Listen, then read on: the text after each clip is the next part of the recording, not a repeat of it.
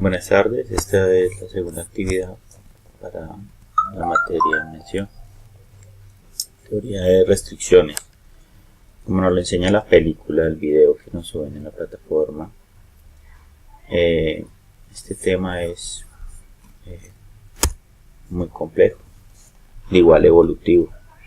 No hay prácticamente reglas ni nada que lo defina como tal, siempre que se haga así. Es un proceso que hay que estar evaluando en las empresas para identificar, saber qué restricciones hay y poder tomar así las decisiones para generar cambios. Cuando detectamos las restricciones, detectamos los cuellos de botella en las empresas, en la producción, podemos identificar y abordarlos directamente para así de esta forma poder actuar para mejorar la empresa y la producción, que esta es la finalidad de la empresa y lo que nos enseña la película. Toda empresa debe ser rentable, generar rentabilidad. La película nos enseña de que, pues, a pesar de que se dotaron de muy buena tecnología de punta, seguían con muchos problemas y no habían cambios significativos. Entonces no era la tecnología en ese entonces, era como tal el cuello de botella en una sola máquina, que era la que estaba retrasando el resto de todas las máquinas. Como nos lo dice la película, el actor hace esta caminata por el bosque con los niños, identifica fácilmente el problema, ve más claramente y así puede darse cuenta de que un solo niño retrasaba todo. Entonces es saber acoplar las personas en su espacio para que puedan dar lo de cada quien a su mejor forma, y así de esta forma poder hacer un buen engranaje para que todo en la producción fluya. Entonces él en esta caminata pues se da cuenta de que en esa parte están fallando. Y pues por último se da cuenta que también pues en su vida personal también hay cosas que esto lo podemos aplicar también en nuestras familias, en nuestros día a día personales, para identificar cuáles son los problemas y qué es lo que nos está reprimiendo, nos está amarrando a ciertas situaciones. Es un ejemplo de la evolución de teoría de restricciones que ha tenido a través de los años 70, 80, 90, 2000, 2005 y 2010. Aquí prácticamente un ejemplo de lo que pasaba en la fábrica. Esta es la máquina que retrasaba el demás proceso, todo el proceso de producción. Y características más importantes de las teorías de restricciones: la existencia de una fábrica desequilibrada, restricción en cualquier cosa que evite un sistema logre un elevado desempeño con respecto de sus metas, restricción de recursos internos, restricción de mercado y restricciones de políticas. Muchas gracias. Buenos días, compañeros, continuamos con la exposición. Hoy vamos a hablar de lo del cuello de botella. Tenemos que el cuello de botella es donde debemos identificar qué problema tenemos durante la producción y qué nos está afectando todo el sistema de producción dentro de la empresa. Para esto debemos identificar cuál es la fase de nuestro proceso de producción en la cual se está realizando el proceso de una forma más lenta, por lo cual es importante analizar toda la fase y verificar cuál es el problema y exactamente dónde se está presentando el cuello de botella. ¿Qué problemas tenemos con el cuello de botella? Vamos a tener una restricción de la capacidad del sistema, en la cual vamos a ver afectada la producción y va a ser mucho más lento en el momento de entregar nuestro producto a nuestro cliente. Se dice que este proceso no puede ir más rápido de lo que atraviesa de lo que pasa a través del cuello de la botella. ¿Por qué? Porque obviamente está afectando todo el sistema como tal durante su proceso de producción del producto, por lo cual obviamente entonces es importante analizar y llegar a ver cuál es la causa y dónde se está presentando esa falla. Este problema normalmente se presenta de la siguiente manera. En algunas ocasiones es por la falta de personal, también tenemos por averías de la maquinaria, por mala gestión, entre otros casos. Normalmente un cuello de botella tiene un inventario mucho más aumentado de los costos. ¿Por qué? Precisamente porque en el sistema es donde se está presentando este inconveniente. Entonces vemos que este está presentando una falla. Lo más importante del cuello de botella es analizar y poder evidenciar en qué parte se está presentando este inconveniente dentro de la empresa, en qué parte del sistema de la producción, y asimismo poderle dar una solución. ¿Cuál es la mejor solución de este cuello de botella? El trabajo en equipo. Trabajo en equipo y obviamente poder evidenciarlo. ¿Cuál es la parte donde estamos teniendo como tal el cuello de botella, que es la parte más lenta de la producción, y analizarlo y mirar de qué forma se puede mejorar? Bueno, compañero, muchas gracias. Buenas tardes. A continuación voy a hacer la presentación del plan de mejora continua que tenemos implementado en Zeus Tecnología, que es la empresa donde actualmente estoy laborando. Este plan de mejora continua se encuentra dividido en 4 partes fundamentales: el objetivo, el proceso, los responsables y las salidas. Como objetivo encontramos identificar, evaluar, planear e implementar esas mejoras de procesos y activos que tienen como fin apoyar los objetivos principales o los objetivos estratégicos de la organización. El siguiente son los procesos. El proceso. Este proceso de mejora continua debe llevar a cabo una identificación, un desarrollo y una implementación de las mejoras. Debe haber también una gestión en las lecciones aprendidas durante ese descubrimiento o cuando se encuentra esa mejora que se va a hacer. Entonces saber por qué se originó y tener como esa lección aprendida. Y finalmente el monitoreo del proceso.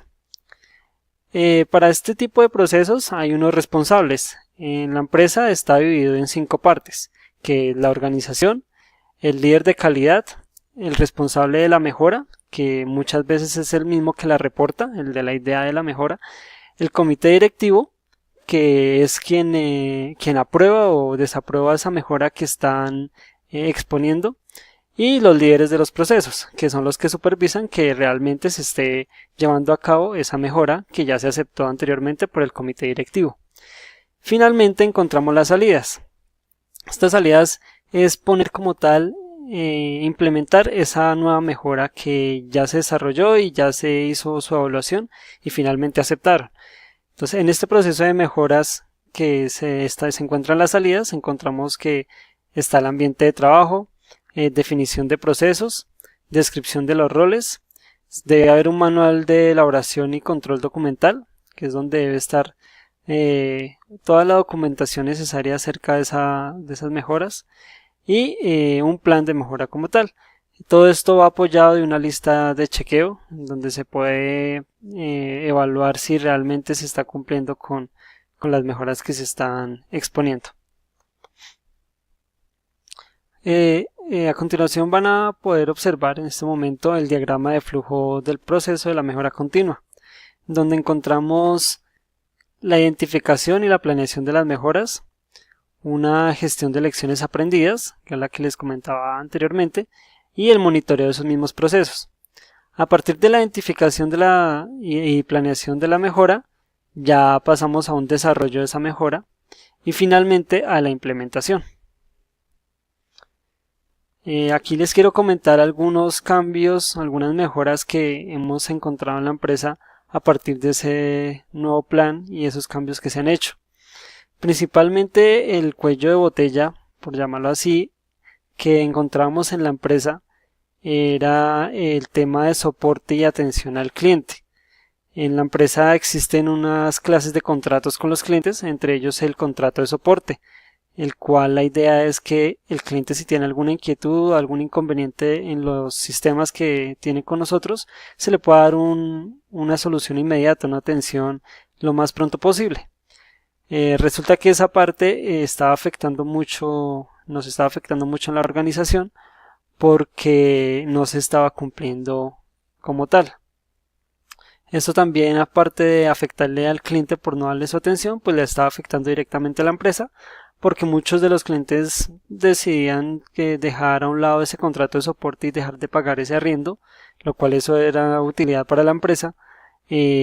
También pues los clientes que no tenían esos contratos de soporte prefirieron pues seguir manejándolo así, de pronto trabajar esos inconvenientes con terceros, y pues el buen nombre de la empresa se estaba afectando mucho. Entonces, ¿qué sucedía? Antes existían dos tipos de consultores, todos eran lo mismo, perdón. Eran consultores que daban soporte, hacían capacitaciones e implementaciones en las empresas. Hoy en día, ¿qué se hizo? Se dividieron esos consultores y quedaron dos. Unos que se dedican de lleno 100% a la parte de soporte y los demás que sí dan capacitaciones e implementación.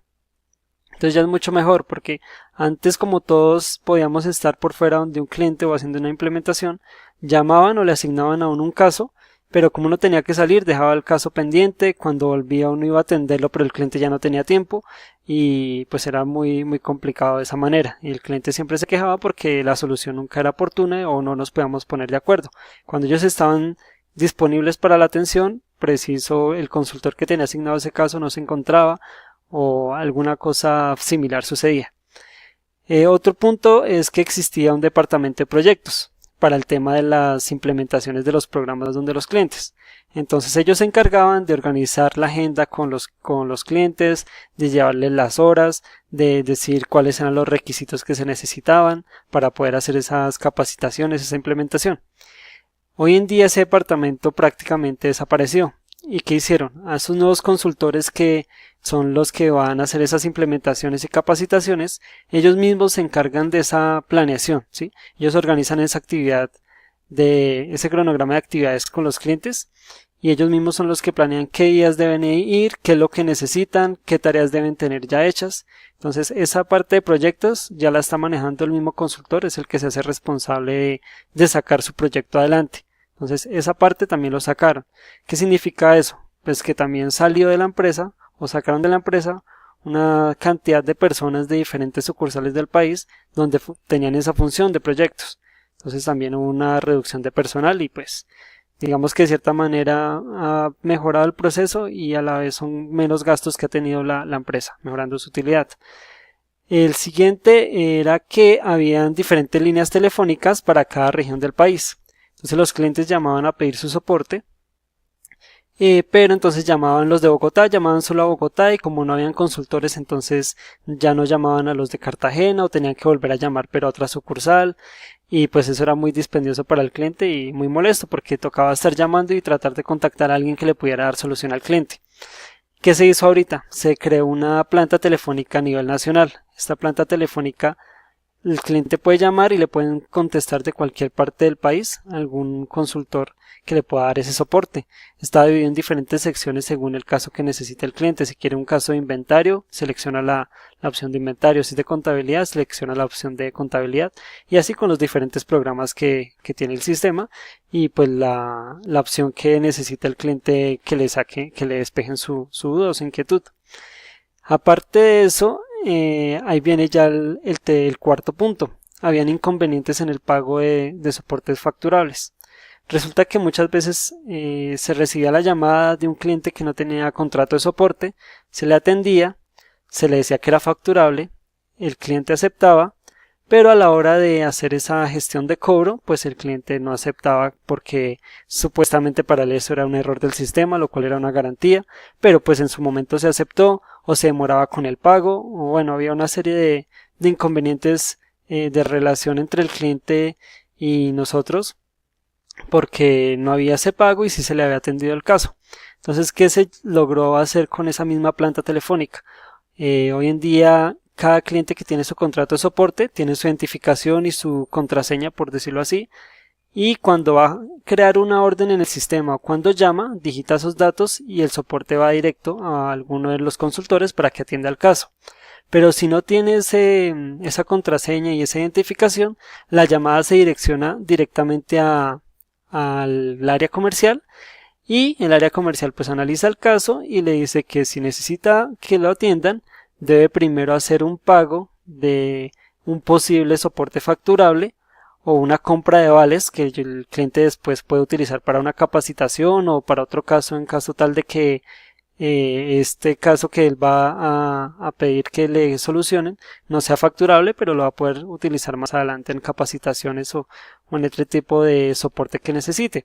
Entonces, antes de que pase ese cliente que no tiene contrato de soporte a la planta de técnicos o de consultores que lo van a atender, pasa por el área comercial y hace ese tipo de pago, y ya con eso, cuando llega a manos del consultor, si realmente es facturable, pues simplemente se le descuentan esos vales o ese pago que ya hizo el cliente. Si no, pues se registra como una garantía y no se le descuenta nada, pero tiene esas horas o esos vales disponibles para hacerlos efectivos más adelante. Básicamente ese ha sido la principal mejora, las principales mejoras que han tenido la empresa. Quería pues presentarlas así, de esa manera. Ya pues ese cuello de botella que era la atención inmediata con los clientes ya prácticamente se superó demasiado. Lo mismo el tema de los pagos. Entonces cada vez lo que ahorita están tratando de hacer es como conseguir nuevos clientes, ya están enfocando más en el área comercial para conseguir más clientes y hacer nuevos montajes, y pues así mismo se va a generar. Conclusiones. Identificar en el proceso de producción las restricciones que se presentan. Básicamente tenemos que estar muy pendientes en el paso a paso de la producción, donde de pronto tenemos cuellos de botellas o tenemos inconvenientes al momento de realizar un producto. Determinar los reprocesos que se presentan en la cadena de producción. Tenemos que estar pendientes en qué momento del proceso de producción tenemos demoras o inconvenientes por tener reprocesos. Si de pronto podemos evitar estos reprocesos, la producción va a ser más fácil y eficaz. La teoría de las restricciones busca determinar las inconsistencias que se presentan en un proceso de producción y en base a esta realizar un plan de mejora. Es importante entender que la producción de una empresa no se basa únicamente en el trabajo que realiza la maquinaria, sino que depende del orden y del paso a paso que se maneja en el proceso. Tener claro todas las etapas del proceso de producción para que así sea más fácil identificar las inconsistencias existentes en cada fase del proceso es vital e importante.